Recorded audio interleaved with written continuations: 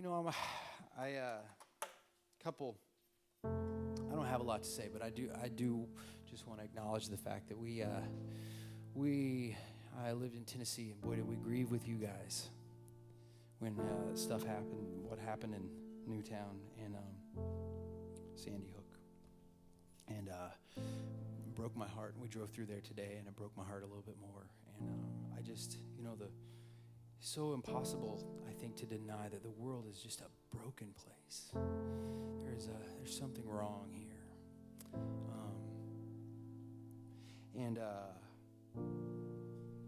And yet, there's so much beauty. There's so much goodness. And I love when the bombing happened in Boston. And I don't know if you guys heard that what Mr. Rogers said. Do you know the quote I'm talking about? Somebody retweeted it or something where they said, Mr. Rogers said, he wanted kids to know whenever you see something bad happen on television, be sure and look for all the people who are helping. Isn't that a beautiful thought?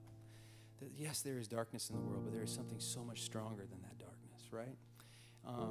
With the books that I've written, some parents have emailed me and said, are these books appropriate for my kids? They seem kind of scary at times, And my thing is, I think that, they can be scary, but kids know the world is scary. Kids know the world is broken from a very early age, and they need to know that something is stronger than the scariness in the world, So to deny the existence of it is to discredit them and what they know to be true. And so there's this beautiful G.K. Chesterton quote where he said, fairy tales don't teach children that dragons exist. Children already know that dragons exist. Fairy tales teach children that dragons can be beaten.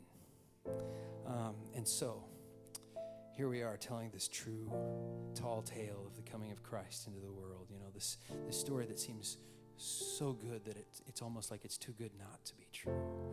That there really is a God, that he really does love you, that he really did stoop to the earth and put on flesh so that he would be familiar with our sorrow, so that as we walk through the world and we feel pain and we feel our hearts breaking, we know that the very God who spoke the universe into being is familiar with that sorrow.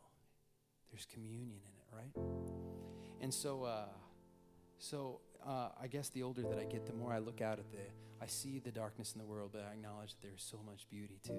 And it reminds me, there's this wonderful passage in the Lord of the Rings. I talk about this a lot. But where Samwise and Frodo are on their journey, they're so tired, and they're surrounded by all this darkness. And it says that Samwise looks up and he sees the clouds part for just a second, and he sees a single star twinkle there for a moment. And it says the thought came to him that the shadow is only a small and a passing thing, that there is light and high beauty forever beyond its reach. So, please be encouraged. Anyway, I'm not a preacher. I'm a songwriter.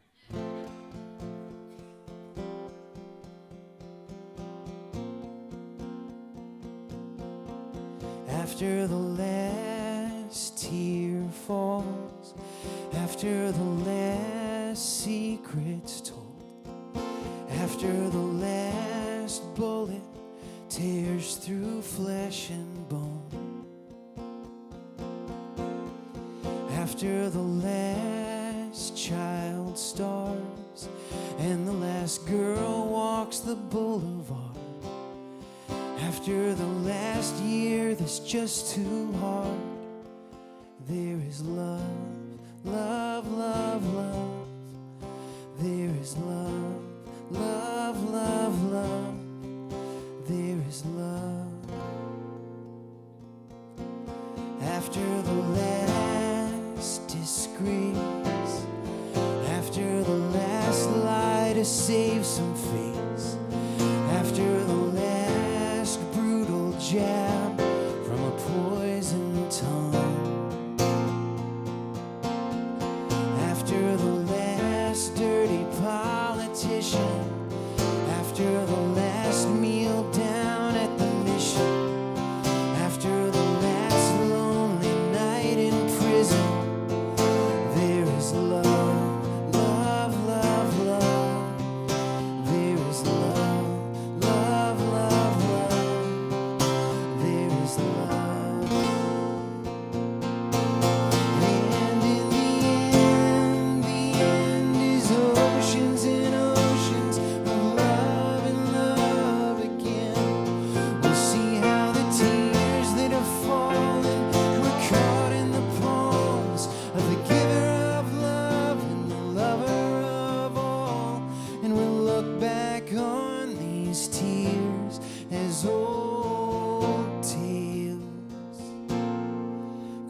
After the last plan fails, after the last siren wails, after the